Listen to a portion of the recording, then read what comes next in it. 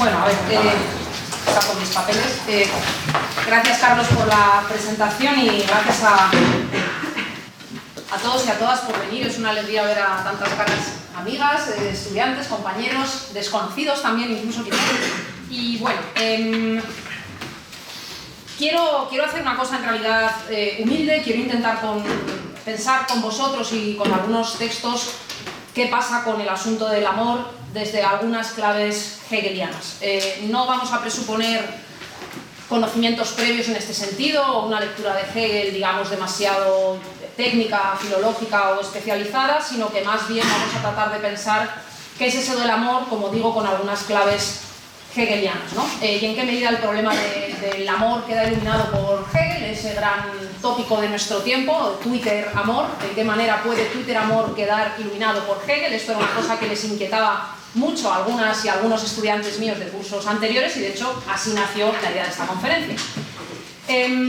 Bueno, entonces quiero comenzar leyendo una definición de amor que da Hegel en la Filosofía del Derecho, parágrafo 158, y en realidad lo que voy a tratar de hacer es comentar esta definición con algunos ejemplos, algunos otros textos, principalmente de Zizek, que tengo aquí al lado, y trataremos de orientarnos un poco en todo este asunto y ver si tiene algo que ver con Twitter amor o no tiene nada que ver.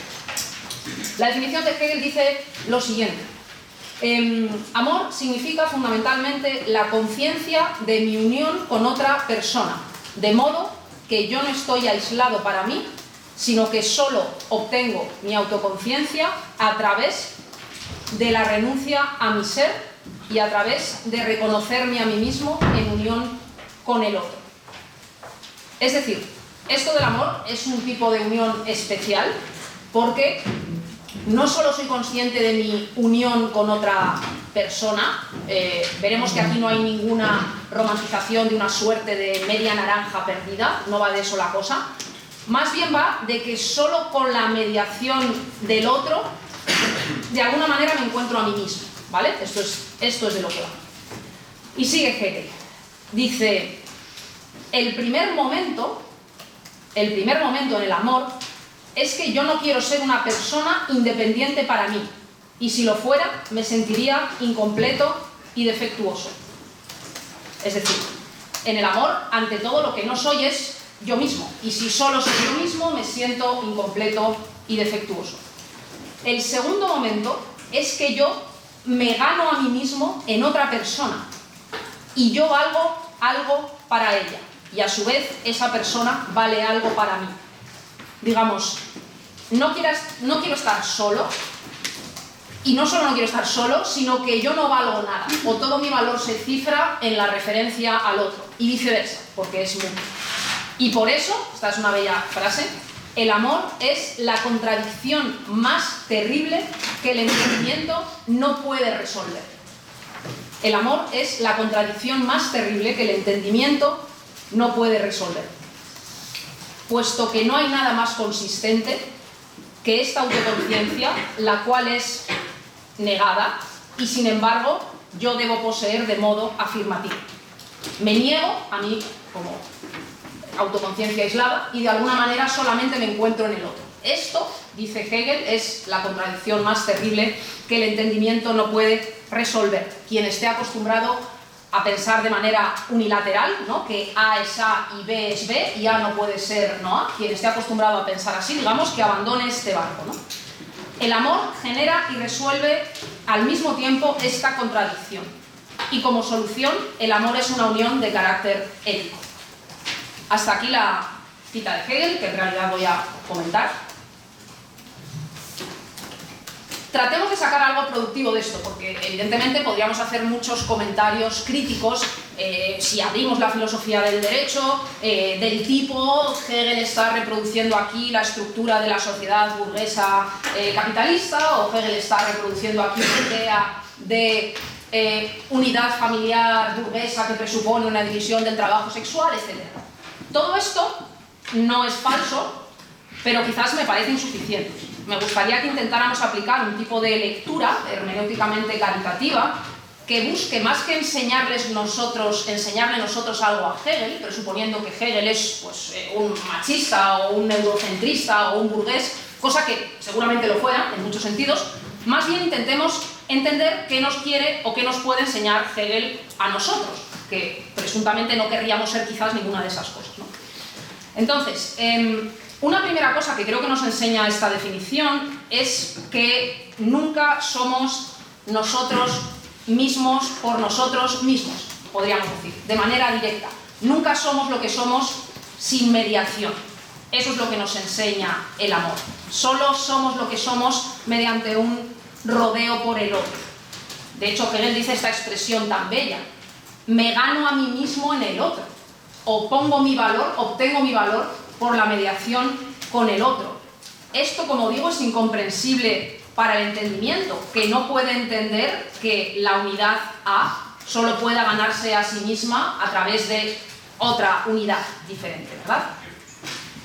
No hay en suma, para Hegel nunca, una identidad, algo así como una identidad directamente simple o directamente completa. Toda identidad es como si estuviera atravesada o desfondada o socavada por otra presencia. Y afirmar una identidad en realidad para Hegel no es más que recorrer su desgarro, ¿no? Y por eso amamos, porque somos ya, o lo que seamos ya tiene que pasar por el otro. Entonces, según esto, diríamos con Hegel que quien no ama, no solo que en un lenguaje de Twitter, ¿no?, actual, pudiéramos decir que es un narcisista neoliberal porque no atiende a una lógica de los cuidados o no da su lugar al otro. Esto puede ser cierto, pero la consecuencia de Hegel todavía es más dramática. Quien no ama no solo es un narcisista neoliberal que no da un lugar al otro en un entorno de cuidados, sino que ante todo lo que no es él mismo. O sea, no es solo que no esté dando un lugar al otro, es que para llegar a ser lo que él mismo es, necesita ese tránsito o ese paso por el otro. O sea que el que no ama, digamos, ante todo se pierde a sí mismo y ya no solo no cuida al otro, sino que tampoco se cuida a sí mismo en este sentido, ¿no? O quizás solo podemos cuidarnos a nosotros mismos en el desgarro de que no somos solo nosotros mismos. Entonces esta idea de que no hay un camino directo al yo, de que no hay un camino al yo que no pase por el otro, o de que yo solo soy lo que soy mediado por el otro, ¿no? La partícula clave aquí, desde luego, es a través de, ¿no? El durch, ¿no? Es a través de, por mediación de, solamente soy yo lo que soy, a través de, atravesando o por mediación del otro. Este tema de que, digamos, una cosa no es lo que es si no es tras un rodeo, que ninguna cosa puede ser lo que es sin un rodeo o un camino, o que incluso lo que las cosas son no son otra cosa que el camino que de alguna forma conduce a ellas, esto lo cuenta Hegel de muchas maneras, ¿no? Y voy a poner algunos ejemplos para tratar de aterrizar esto, luego volveremos al tema del amor, pero me interesa ahora que entendamos una propuesta más general de Hegel, que no tiene que ver solo con el amor, sino que tiene que ver con lo que acabo de decir, que es que cada cosa no es inmediatamente solo lo que ella es, ¿no? Dos ejemplos en los que podemos ver esto, tal y como lo ha contado Zizek, creo que de manera correcta, es que no hay tampoco, igual que no hay un camino directo para que la cosa sea lo que es, no hay tampoco, dice Zizek leyendo a Hegel, un camino directo a la verdad. La verdad es siempre solo un camino a través de errores o ficciones. No hay verdad sin el camino o sin el atravesar la ficción, no hay verdad sin el camino o el atravesar el error. Y en este sentido, como siempre cuenta muy bien Antonio, en Hegel nada está mal del todo. Nada está mal del todo. Lo veíamos en clase también, ¿verdad? Ahora que hemos estado leyendo a Hume, hasta el empirismo de Hume, que digamos que se puede refutar con la primera página de la certeza sensible de la fenomenología del espíritu, hasta el empirismo de Hume contiene en sí, afirma Hegel, un paso necesario en que la verdad llegue a conocerse a sí misma. O hasta el empirismo de Hume tiene algo que enseñarnos, ¿no? Entonces no hay nada gratis, no hay nada completamente erróneo, y en este sentido podemos decir, creo con Zizek, que el camino de la verdad es el camino de la ficción y el camino del error. O incluso, quizás no, siendo un poco más atrevidos, o es lo que piensa desde luego Zizek, la verdad no es otra cosa que el camino de esas ficciones y esos errores. Digamos, cuando llegamos al último capítulo de la fenomenología del espíritu, al saber absoluto, esto lo contó también Félix Duque hace un par de años en el primer curso que leímos a Hegel. En el saber absoluto, decía Félix, en realidad ocurre muy poco, es muy decepcionante, porque no se añade nada en realidad. Lo único que te cuenta el saber absoluto, y esto Rebecca Comain también lo ha contado muy bien, es una especie de resumen apretado, completamente, prácticamente ininteligible, de todo lo que ha pasado en el libro de antes. Pero en realidad el saber absoluto es volverte a contar el libro, ¿no? Igual que cuando llegas, no sé si hacer este spoiler, ¿no? Pero cuando llegas al final de A la búsqueda del tiempo perdido, pues en realidad lo que Marcel / narrador te cuenta es que tiene que escribir el tiempo perdido, ¿no? Entonces esta especie de bucle final por la cual no se añade nada sino el camino mismo es lo que siempre ocurre en Hegel. Y en ese sentido cualquier error, cualquier ficción puede ser una aproximación a lo que la cosa en realidad tiene que terminar por ser. Y Zizek pone algunos ejemplos, como siempre en su caso, divertidos, a este respecto sobre la ficción y sobre el error. Sobre la ficción, y traigo este ejemplo para seguir seduciendo sobre todo a las lectoras o a los lectores de Twitter Amor, Zizek coge un ejemplo de Jane Austen, ¿no? Para que luego no se diga que Zizek es una especie de señor o últimamente a veces se le acusa de eso. Bueno, pues he hecho un cherry picking para elegir dónde Zizek cita a Jane Austen para explicar esto, ¿no? La tesis es la siguiente. La tesis es, como he dicho, que las ficciones frecuentemente son la única manera de decir la verdad de una manera indirecta. Y esto ocurre, dice Zizek, en todos esos ejemplos en los que en una novela, o en una película, o en una obra de teatro, hay otra obra de teatro dentro de la obra. Y la cosa es que hay un nivel de metareferencia, porque la obra dentro de la obra, intradiacéticamente de lo que está pasando en la novela 1, quiero decir, lo que ocurre en la novela 2, la que está dentro, dice algo a los personajes que están en la novela 1. Es decir, es una ficción que funciona solamente para generar un efecto de verdad dentro de la propia obra. Y a su vez habría un tercer nivel, que es qué pasa con nosotros, que somos los espectadores de las dos obras a la vez. Evidentemente, uno de los primeros casos, de los más conocidos, que no es el que menciona aquí Zizek, está en Hamlet, cuando Hamlet quiere desenmascarar al asesino de su padre, y no puede hacerlo directamente, sino que elabora la artimaña de representar una obra de teatro donde se representa una serie de asesinatos y hechos desgraciados, y Hamlet piensa que por las reacciones de los espectadores se podrá revelar cuál es la verdad de lo que realmente ha ocurrido respecto de la muerte de su padre, ¿no? O sea, digamos que la ficción dentro de la ficción tiene la función de generar un efecto de verdad.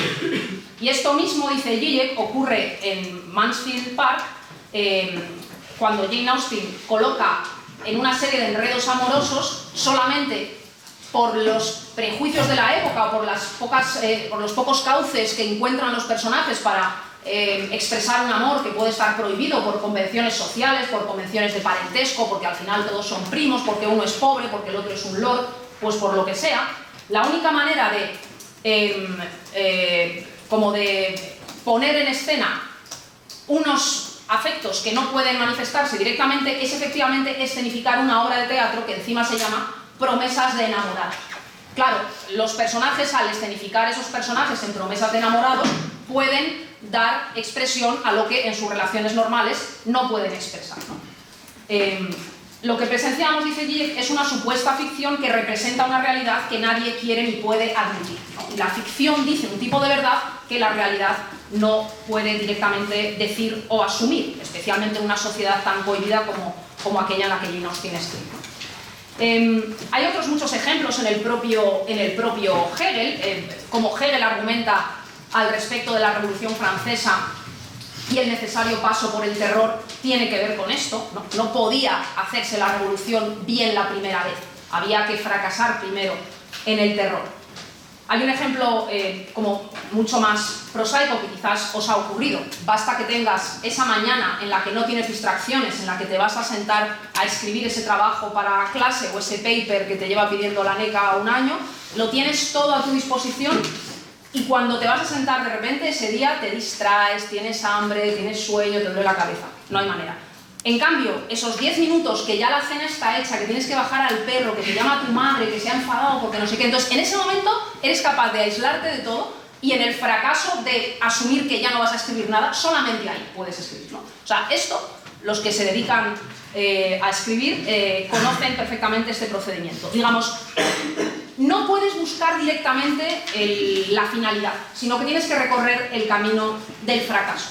Solo hay éxito si atraviesas el fracaso. No puedes escribir directamente, solamente como una especie de efecto colateral de no poder escribir en alguna situación. Y Zizek pone otros dos ejemplos divertidos en este otro libro, Hegel y el cerebro conectado. Ejemplos más recientes, y que uno ya sí que tiene además que ver más directamente con el amor, y cuenta una historia en una serie llamada Doc Martin, donde un médico llega a una aldea, a un pequeño pueblo costero, y conoce a una mujer, a una maestra de escuela, se enamoran, pero el primer intento sale radicalmente mal, pues porque el tipo es un insoportable, porque no para de meter la pata, porque no para de decir cosas improcedentes. De modo que ella rompe y mantienen una relación simplemente cordial. En un momento dado, el doctor se acerca a la casa de ella sin venir a cuento, o sea, no sé si esto es un poco creepy, pero sin venir a cuento de la nada, le grita: «¡Cásate conmigo!». A lo que ella responde inmediatamente: «Sí». Entonces dice Zizek: claro, no ha habido aquí ninguna construcción del amor, no ha habido ningún acercamiento con un trabajo paciente de subsanar los errores anteriores, sino como las cosas han ido tan mal y el fracaso ha sido tal y el nivel de frialdad entre ellos era tan grande, la situación simplemente tiene que mostrar su fondo más profundo, que es que efectivamente seguían enamorados. Y esto solamente explota con toda su crudeza cuando han fracasado a intentar estar enamorados e intentar conocerse paso a paso, ¿no? Entonces, el éxito, dice Zizek, solo puede producirse a través de una serie de fracasos. Luego volveremos a la definición de amor, a ver qué tiene que ver con todo esto, pero quiero decir este último ejemplo, porque hay aquí una estructura, ¿no? Una forma de pensar. El siguiente ejemplo que pone aquí Zizek, ya he dicho que es un libro reciente, es la serie de la HBO Succession, de hace un par de años, que supongo que también habréis visto. No sé si puedo contar esto sin hacer grandes spoilers, pero que no haya visto Sucesión a estas alturas, pues eso habría que verlo. Voy a intentar no hacer un spoiler del todo, pero bueno, todo el mundo sabe, aunque no lo haya visto, que se trata aquí de un gran patriarca, de una familia muy poderosa en el ecosistema mediático de Estados Unidos. Y básicamente, bueno, el actor tiene una foto muy divertida delante del cuadro de Goya de Saturno devorando a sus hijos, porque toda la historia es una especie de drama shakespeariano en el mundo corporativo, en el cual todos los hijos, o sea, básicamente se están peleando por ver cómo destronan al padre. Kendall Roy, que para quien haya visto la serie, pues no puedo presentarlo suficientemente. Voy a intentar no spoilear mucho, pero bueno, parece ser en principio como el elegido para suceder al padre, pero por otra parte tiene una personalidad francamente decepcionante, una personalidad de loser completo, una personalidad con su gorrita, cantando rap, bueno, todo el mundo recordará esas escenas, ¿no? Entonces, el asunto es que hay un cierto momento en el que parece que Kendall Roy es la pieza más fácilmente sacrificable, y el padre lo que tiene que conseguir, voy a ver cómo lo cuento para no hacer todo el spoiler, lo que tiene que conseguir es que, pareciendo que Kendall es el más débil y el que se va a sacrificar, acabe en realidad convirtiéndose en un killer que le sacrifique a él mismo. Porque solo así el padre verá garantizado que tiene por fin un primogénito a la altura, ¿no? Pero para tener un primogénito a la altura, tiene que sacrificar la debilidad efectiva de Kendall Roy y sobre todo tiene que inmolarse él mismo, ¿vale? Intento no dar muchos detalles, pero la idea aquí es que solamente traicionando, solamente transformando lo que su hijo débil era, solamente autosacrificándose él mismo puede el padre garantizar una sucesión adecuada, o solamente sacrificándose él mismo puede el padre garantizar una sucesión en manos de alguien que esté verdaderamente a la altura de llevar la empresa, ¿no? Entonces, él se tiene que sacrificar, o sea, cuando él recibe una sentencia de muerte, por fin sabe que su hijo está haciendo lo que tiene que hacer, ¿no? Bueno, disculpad, quien no la haya visto quizás ha sido un poco críptico, pero he intentado no hacer un spoiler definitivo, ¿no? En todo caso, la idea en todos estos ejemplos siempre es la misma, ¿no? Como hemos dicho, que es que al éxito no se puede llegar en línea recta, ¿no? Sino solamente mediante este detour, mediante este rodeo. Nunca se llega directamente al éxito de la cosa o a lo que la cosa misma es.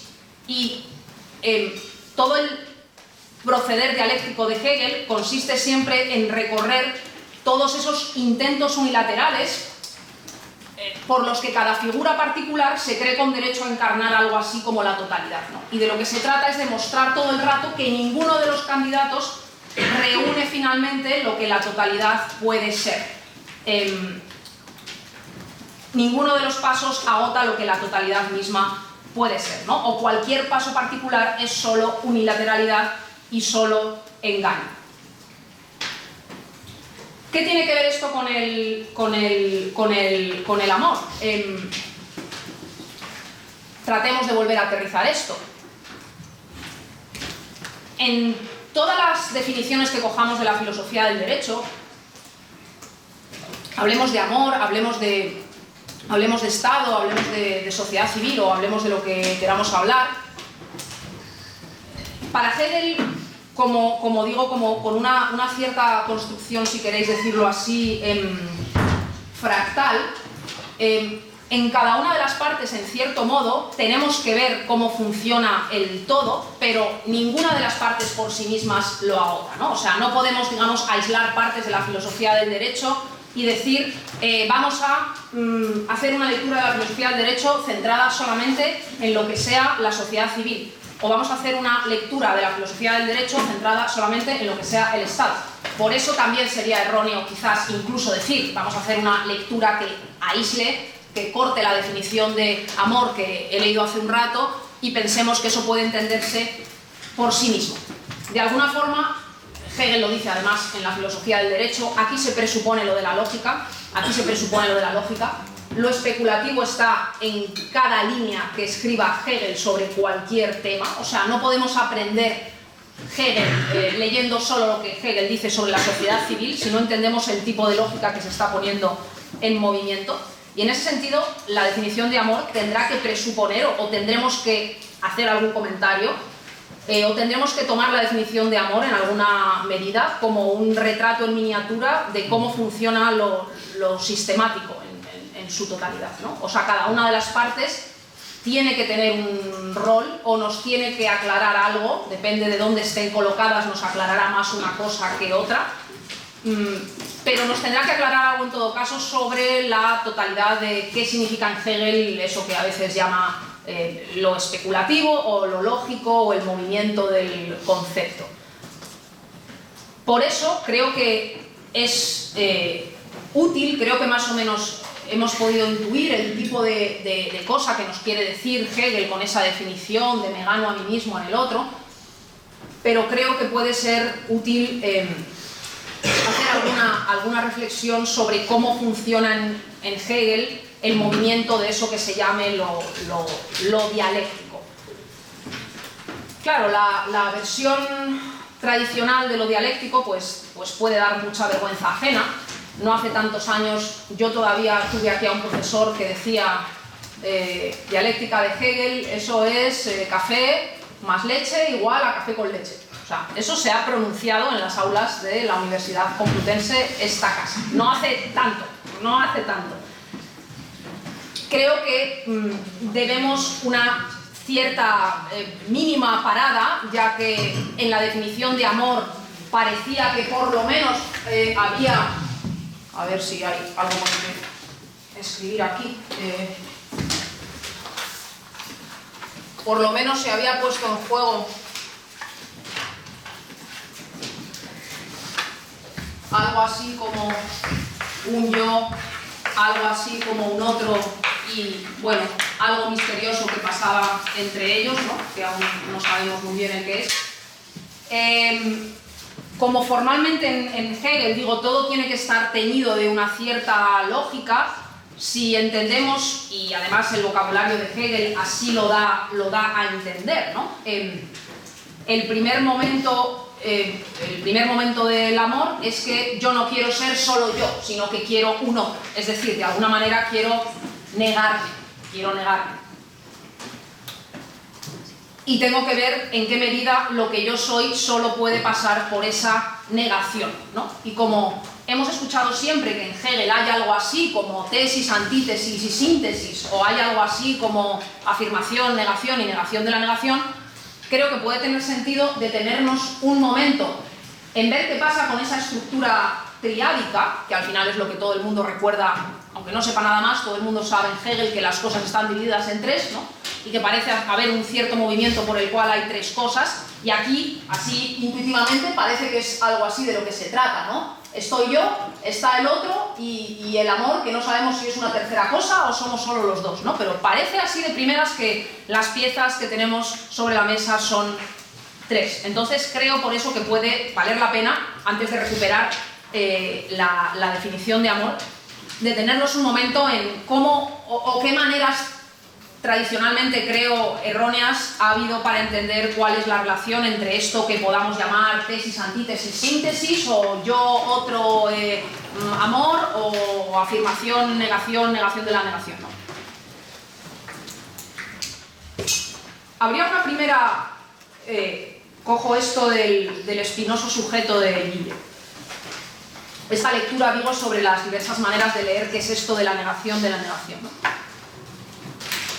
Habría una primera manera ingenua que no debemos asumir, según la cual la negación, o sea, yo tengo algo, ese algo es negado, y la negación de la negación podríamos pensar que consiste en volver a lo que esa cosa originalmente era, ¿no? Es el tradicional argumento melancólico. Una vez tuvimos un estado de plenitud, una vez tuvimos un estado de matrimonios donde las mujeres hacían lo que tenían que hacer y los hombres hacían lo que tenían que hacer, ese estado de plenitud fue negado porque ahora estamos en el momento de la disolución, en el momento de la incertidumbre, en el capitalismo líquido, en el mayo del 68, como se quiera decir, digamos, todos los contenidos tradicionales están siendo negados y negar la desviación, podríamos entender que consiste en volver a lo que las cosas fueron, ¿no? O sea, que las cosas vuelvan a sus cauces y recuperar, en nuestro tema, el amor tal y como el amor había sido. Este camino, en Hegel, debe ser negado. Creo que Antonio luego hablará algo de esto. Si todo Hegel, en un cierto modo, o la filosofía del derecho por lo menos, pero también la fenomenología del espíritu, consiste en asumir, dicho en una fórmula que creo, ya digo, que Antonio explicará mucho mejor, consiste en asumir que Grecia se ha perdido, ¿no? Por decirlo así. Bueno, o Marzoa ya, pero bueno, para no traer aquí a Marzoa Couder, ¿no? Si podemos asumir que modernidad significa algo así como que Grecia se ha perdido, Hegel no solo nos dice que no podemos, digamos, rebobinar la modernidad para volver a Grecia, sino que cualquier cosa, cualquier situación de una filosofía del futuro, y Hegel lo dice casi con estas palabras, tiene que conservar el momento individuo, el momento separación, el momento sociedad civil que ha ocurrido en la modernidad, ¿verdad? Si esto es así, ya no solamente es que no podamos rebobinar y volver a lo que fue Grecia, sino que incluso lo que hoy vemos como Grecia es solamente una proyección o un anhelo del tipo de desamparo, del tipo de momento de separación o del tipo de momento de incertidumbre o del tipo de movimiento de pérdida que sentimos que es el presente, ¿no? Y en esa medida no es solo que no se pueda volver a Grecia, como digo, sino que Grecia en realidad solamente existe así imaginada desde la modernidad, ¿no? Por lo tanto, formalmente o lógicamente, siempre que hay una separación, siempre que hay una pérdida, siempre que hay un desgarramiento, y la filosofía para Hegel tiene que partir del desgarramiento porque estamos en la era del desgarramiento, lo que en ningún momento podemos pensar es que cerrar ese desgarramiento tiene que ver con volver a un estado de plenitud original, ¿vale? Esa vía está cortada. Y en esa medida, bueno, luego diré lo que implica eso para nuestra definición, ¿no? Pero desde luego, algo así como una negación de la negación en ningún caso puede significar volver a una plenitud perdida, que como digo es solo la proyección de nuestro propio anhelo y nuestro propio desamparo en el presente. Negación de la negación tampoco significa, pese a lo que opinaba ese profesor cuyo nombre no quiero recordar, desde luego negación de la negación o síntesis tampoco significa una especie de término intermedio donde se guarda un equilibrio y las dos cosas están representadas por igual y se equilibran mutuamente, ¿no? Eso es lo que en ningún caso puede significar. De tal modo que podríamos pensar en una especie de conciencia bien pensante, pequeño burguesa, que el amor en Hegel es algo así como un equilibrio entre el principio masculino y el principio femenino. A veces Hegel habla un poco así, o sea, no digo yo que no se puedan encontrar frases en la filosofía del derecho, en las definiciones de matrimonio, donde aparezca de alguna manera esta idea, ¿no?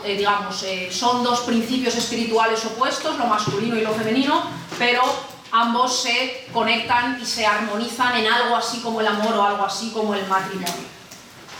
Creo que una lectura más enriquecedora de Hegel no se queda en eso y me parece, por ejemplo, mucho más sugerente a ese respecto la lectura que puede hacer en la figura de Antígona.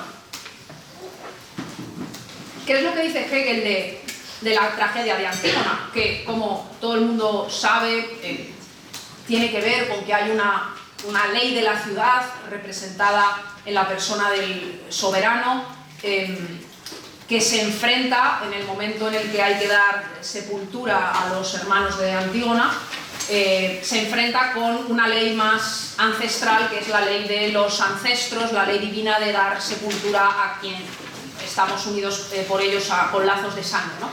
Y parece ser que Hegel ahí, y de hecho en algún momento habla de esta manera, dice que Antígona representa el principio de lo femenino y Creonte representa el principio de lo masculino, ¿no? El Estado versus el amor y la familia. Pero ciertamente lo interesante, y Judith Butler hace una lectura en este sentido, me parece interesante ver en qué momentos Hegel mismo reconoce que esta dualidad no se sostiene. Y de hecho lo que dice de Antígona es que tiene principios muy masculinos, porque Antígona quiere utilizar la palabra para defender su causa. Ella lucha por la ley de los ancestros, pero quiere ser reconocida como un interlocutor político. Y esto es algo que el propio Sófocles incluso en algún momento da a entender, ¿no? Y sobre todo, aunque finalmente Antígona es encerrada y aunque finalmente Antígona puede morir, lo que Hegel dice es que sí, y aquí parece Hegel Silvia Federici, ¿vale? Aunque el Estado haya logrado explotar y encerrar en casa para ser utilizada el control y el dominio sobre el trabajo de las mujeres o sobre el cuerpo de las mujeres o sobre las relaciones como queráis decirlo, de parentesco o sobre el trabajo de reproducción o sobre el trabajo doméstico, como sea, ¿no? Digamos, de alguna manera, el Estado es el Estado, el principio masculino triunfa encerrando a las mujeres en casa y utilizándolas y explotándolas para sus propios fines. Pero ¿qué dice Hegel al final de Antígona?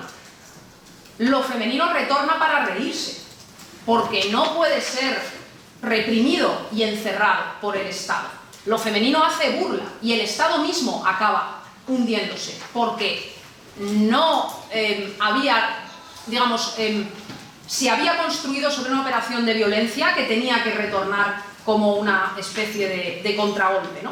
Entonces, no hay algo así como un equilibrio entre principios binarios o entre una lógica binaria de lo sexual, por varios motivos. Primero, porque cada uno de los polos está siempre para hacer el contaminado con el otro.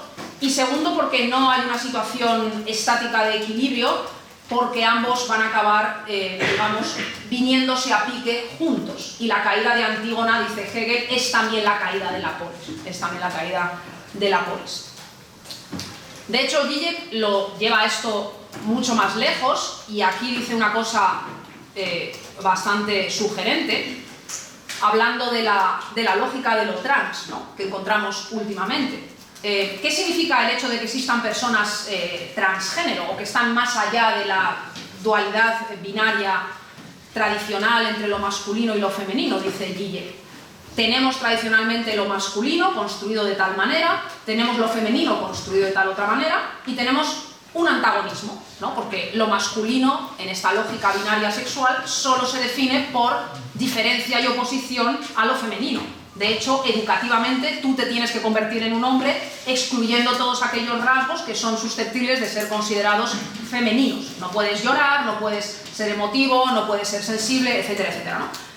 Lo femenino y lo masculino no solamente son opuestos, sino que perdura o existe como una tercera entidad, si quieres, la propia diferencia entre ellos. ¿Por qué son interesantes, dice Gille, o por qué son filosófica y políticamente relevantes para nosotros que exista personas que se sitúen más allá de esa lógica binaria de la diferencia sexual? Bueno, porque no solo una persona trans, dice Gille, puede ser no femenina o no masculina, sino que es diferente de la lógica binaria misma. O sea, no es solamente que no sea un hombre o que no sea una mujer o que pueda no serlo, ¿no? Sino que lo que está impugnando es la propia lógica diferencial en sí, ¿no? Son la diferencia misma, la diferencia con respecto a la diferencia establecida es la diferencia misma. Y por eso esta tercera categoría, que ni es masculina ni es femenina, representa en realidad la máxima universalidad, porque representa la propia diferencia como tal. Y además precisamente lo hacen, dice él, en la medida en que no tienen su propio lugar en el orden establecido. Aunque aquí, bueno, creo que aquí se está metiendo en un jardín bastante potente porque siempre va a haber una cierta tensión de en qué manera esas personas tienen, quiero decir, no puedes pedir a esas personas impugnar el mismo tipo de lógica que todos los demás validan en su día a día, ¿no? O sea que entiendo lo que quiere decir, pero bueno, políticamente evidentemente se le podrían sacar muchos peros, pero en todo caso lo que quiere decir aquí de fondo es que ninguna oposición binaria es estable para Hegel porque más allá de cada uno de los dos polos, la propia diferencia entre ellos tiene una entidad, es algo motor, es algo que socava también que cada uno de ellos, digamos, sea solamente lo que es, o que los hombres sean puramente hombres o que las mujeres sean puramente mujeres, ¿no? Entonces, por eso tampoco podemos entender la síntesis como algo así, como un equilibrio entre dos principios opuestos donde cada cosa es lo que es, ¿no? Entonces, ¿qué demonios es esto de la tercera cosa, ¿no? ¿Qué es esto de la negación de la negación?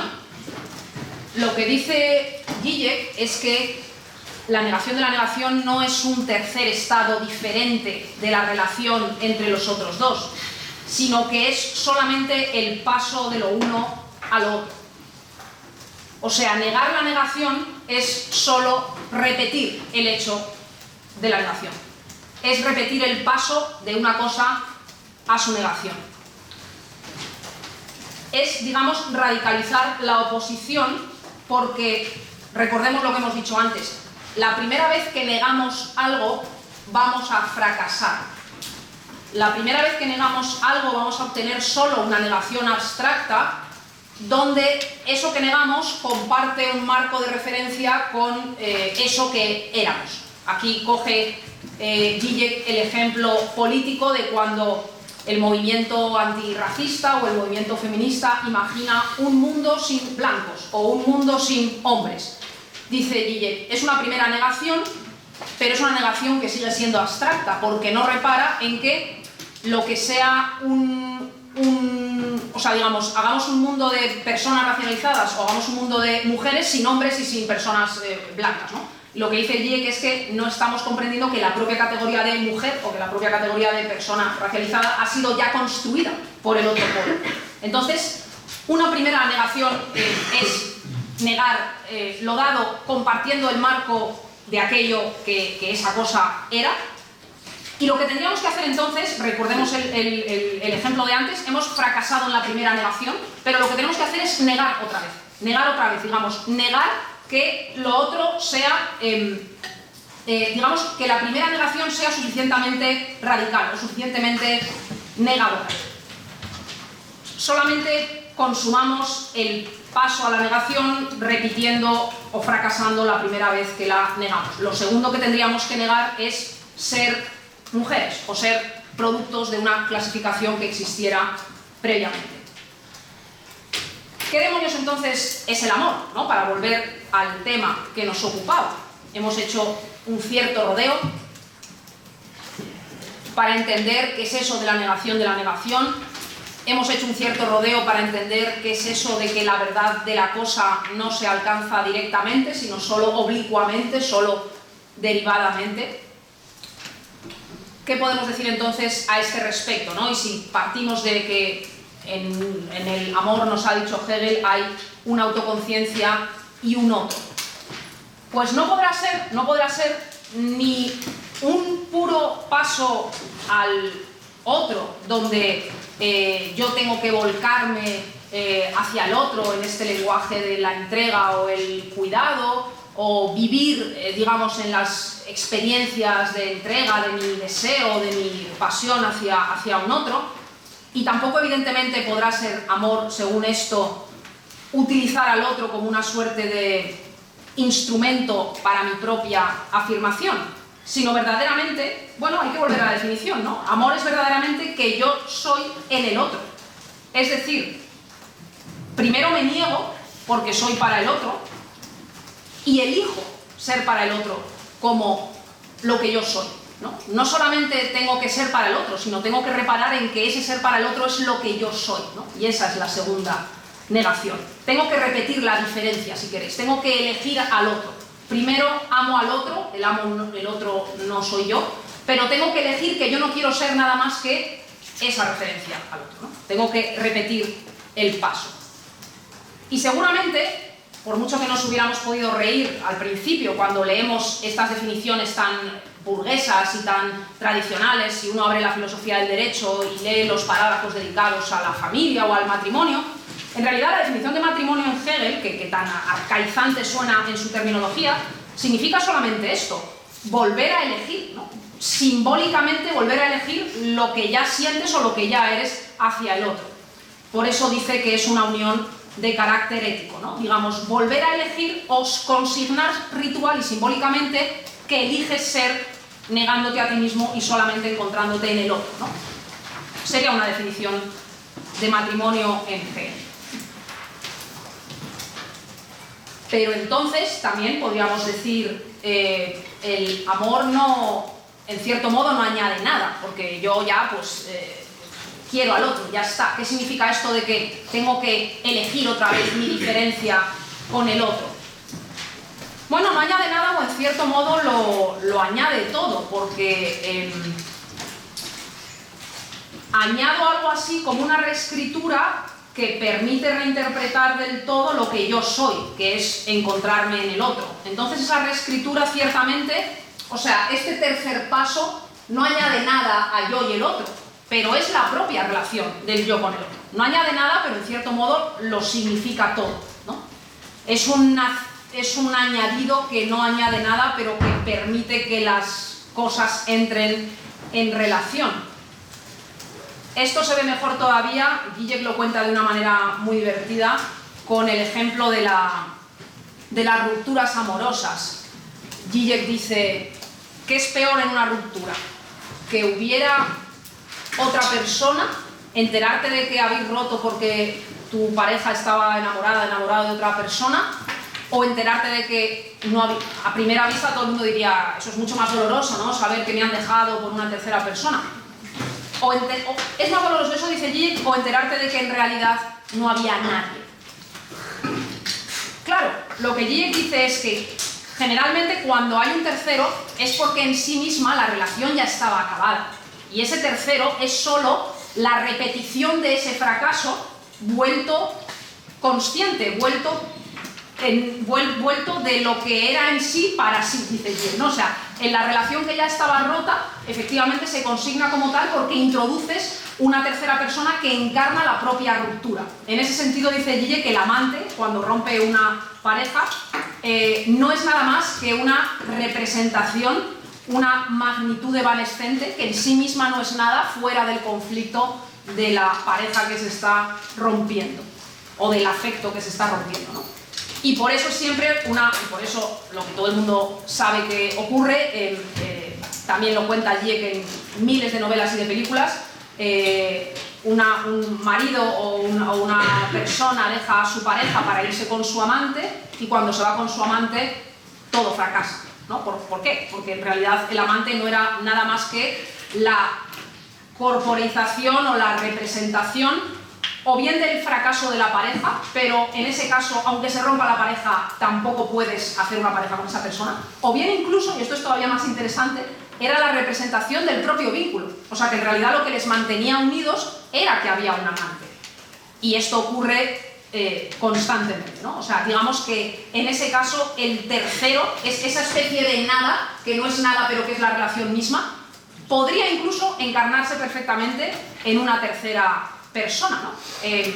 Y aquí quizás también podemos añadir un principio de precaución hermenéutica cuando todo este lenguaje que está utilizando Hegel, quizás seguramente alguien luego en las preguntas dirá, bueno, pero esto presupone un marco monógamo, ¿no? O presupone una concepción tradicional de la pareja. Bueno, quizás aquí Hegel está insinuando una especie de poliamor a la leche, ¿no? Donde también podemos entender que elegirme de nuevo a mí en vinculación con otra persona a lo mejor no significa matrimonio, a lo mejor significa que haya más personas. Y yo solamente soy en unión con el otro mediante el afecto a otras personas. No me parecería difícil argumentar esto hegelianamente, ¿vale? No está en la filosofía del derecho, ¿no? Pero no sé, Antonio hace así. Yo creo que esto se podría argumentar, ¿no? O por lo menos, no sé si hegelianamente, pero gilleckianamente seguro, ¿no? O sea, si podemos argumentar que el alma de un matrimonio es el amante, pues creo que también podemos argumentar perfectamente que el alma de una relación es el poliamor, ¿no? O sea, y el poliamor no es lo mismo que un amante para una relación monógama, entendedme, ¿no? Pero puede ser una manera de encarnar un afecto que circula de otra manera. No lo sé, luego lo podemos discutir. Digamos que las otras personas sean a la vez todas entre ellas encarnaciones del afecto que circula entre ellas, ¿no? Entonces, para acabar, una especie de aproximación a una definición. El amor, desde luego,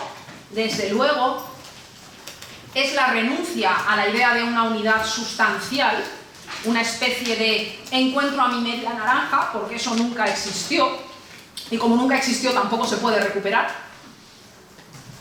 O sea, que amor no es estoy incompleto y me completo buscando a la media naranja y entonces recupero una unidad sustancial que existía antes. Esto creo que no es el amor para Hegel. Amor más bien, como hemos dicho, es volver a elegir lo otro, incluso extremándolo, lo otro en tanto que otro, lo otro en tanto que lo más discordante de mí. Y esa es la contradicción terrible que el entendimiento no conoce.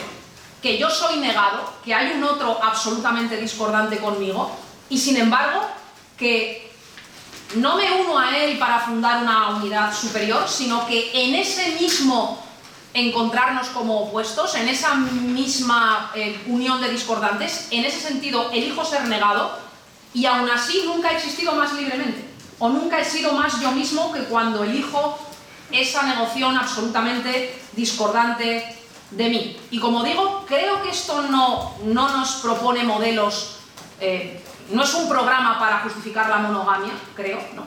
Sino que más bien tiene que ver, como hemos dicho al principio, sobre cómo, o tendremos que discutir políticamente o afectivamente, como se dice ahora, qué fórmula puede servir mejor para encontrarnos en la diversidad del otro. Creo que aquí no está presupuesto que eso tenga que ser una fórmula cerrada, pero en todo caso creo que la idea es esa, ¿no? Elegir no solo que el otro exista como algo ajeno a mí, cosa que es así, sino que amar al otro en ese sentido es elegir ser negado por el otro y a pesar de ello nunca ser más uno mismo o nunca haber existido más libremente. Lo dejo aquí.